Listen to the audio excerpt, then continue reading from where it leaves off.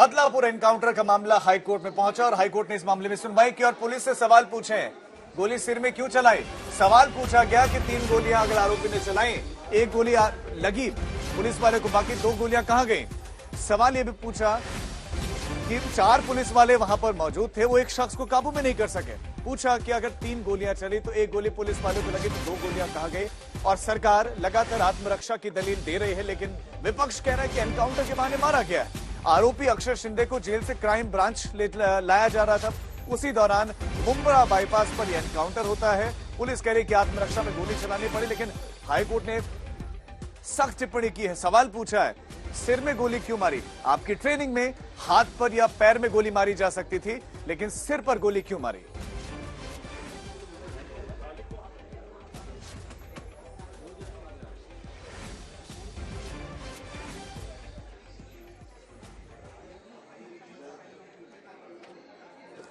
तो यहाँ पर सख्त टिप्पणी कोर्ट की तरफ से रही है और एक सख्त सवाल कोर्ट ने दरअसल पूछे हैं। सबसे बड़ा सवाल ये कि सर पर ही गोली क्यों मारी गई और जो पिस्टल थी वो आखिरकार लॉक क्यों नहीं थी, अनलॉक क्यों थी? ये सारे सवाल पूछे हैं। पुलिस ट्रेंड है, उन्हें पता है कि गोली कहां चलानी, उन्हें ये सब की बात की जानकारी होती है, लेकिन बावजूद इसके हाथ पैर में गोली न चलाकर सीधे सर पर गोली क्यों चलाई? 4 पुलिस वाले थे, आरोपी के कब्जे में क्यों नहीं किया गया? क्या उसको हथकड़ी पहनाई गई थी?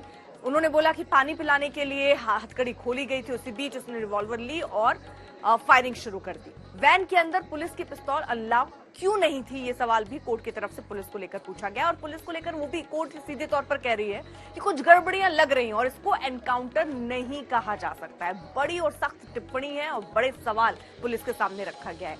इससे जुड़ी एक रिपोर्ट देखिए।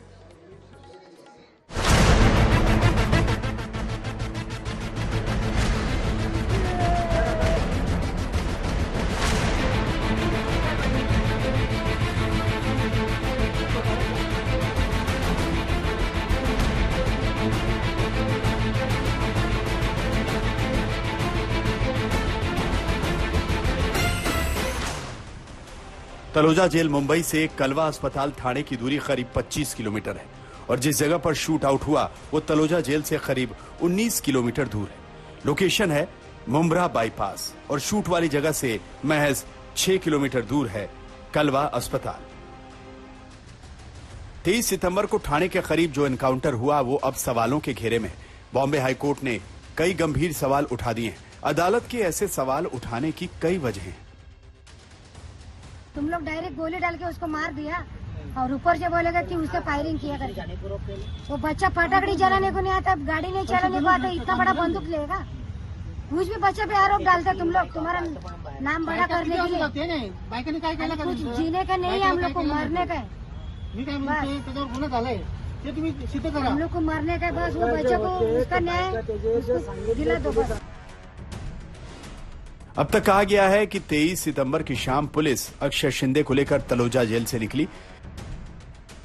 पुलिस वैन करीब 60 किलोमीटर प्रति घंटे की रफ्तार से मुंब्रा बाईपास पर दौड़ रही थी। वैन में 4 पुलिस वालों के बीच बैठा अक्षय शिंदे नाराज था। उसने वैन में पुलिस वालों से पूछा कि मुझे कहां ले जा रहे हो? अब मैंने क्या किया? पुलिस वाले कुछ नहीं बोले। तभी वो गुस्से में आया और उसने शाम को करीब 6:20 पर एपीआई नीलेश मोरे की पिस्तौल छीन ली। पिस्तौल छीनकर वो चीखने लगा, धमकी देने लगा कि अब मैं किसी को नहीं छोड़ूंगा। शाम 6:25 पर अक्षय ने धमकी देते हुए एक गोली एपीआई नीलेश मोरे की जांघ में मारी।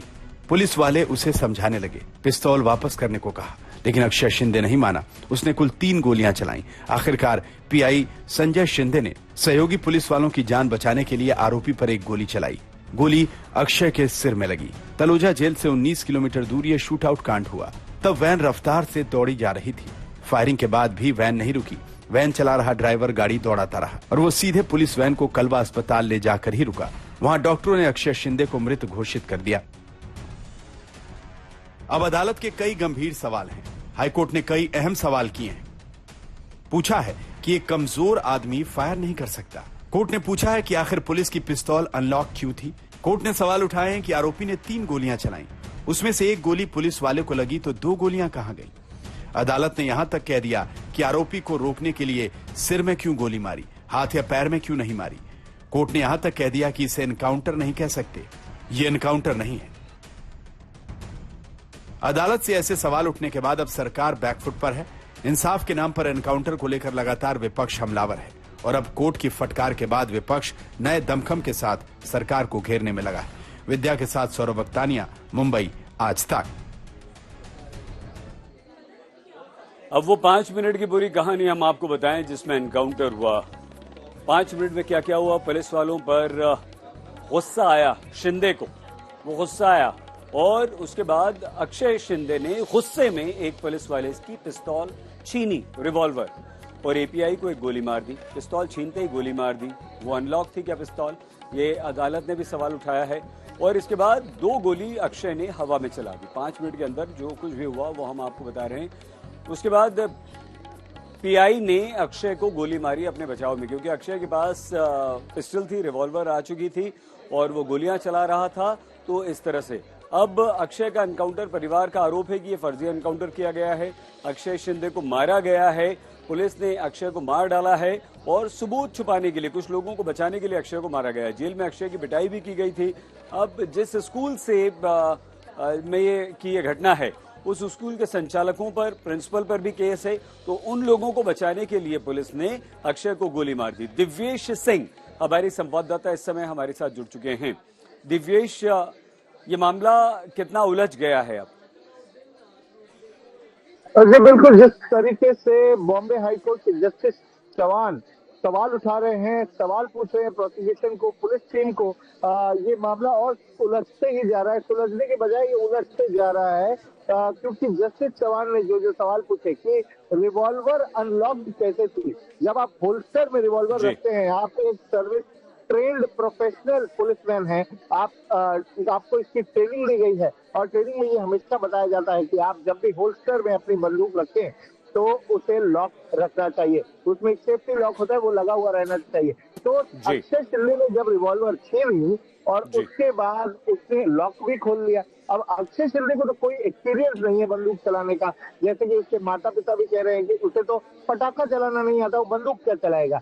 उसके अलावा अब ये भी आरोप लगाया गया हैंड वॉश क्यों, इसके बारे में जस्टिस चौहान ने इसलिए पूछा कि जब आप फायर करते हैं, किसी भी हथियार से आप फायर करते हैं, तो आपके हाथ पर जो गन पाउडर होता है, जो बारूद होता है, उसके ट्रेसेस रह जाते हैं और ये फोरेंसिक में एक बहुत इंपॉर्टेंट एविडेंस समझा जाता है और बहुत इंपॉर्टेंट फोरेंसिक एविडेंस होता है बैलिस्टिक्स में।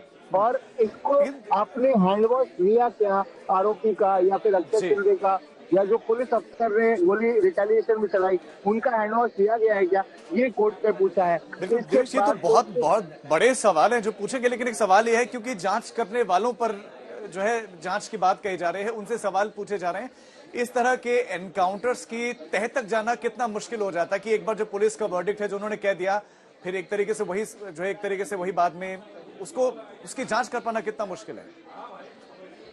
देखिए, आपको बता दें कि बहुत सारे ऐसे केसेस हैं, बहुत ज्यादा केसेस ऐसे सामने आए हैं भारत में जिसमें इसको देखा गया है कि एनकाउंटर फर्जी था, ये साबित हुआ है और कोर्ट में जाने के बाद ये साबित हुआ है। जुडिशियल इन्वेस्टिगेशन में ये शामिल हुआ है और ट्रायल में बहुत सारे एनकाउंटर्स में ये तक सामने आया है कि जैसे मुंबई में एक लखन गुप्ता एनकाउंटर था, उनका एनकाउंटर जब किया गया उसमें 16 पुलिस वाले, आप समझ सकते हैं 16 पुलिस वाले आरोपी थे और उनको सजा भी मिली, उन्हें सजा दी गई।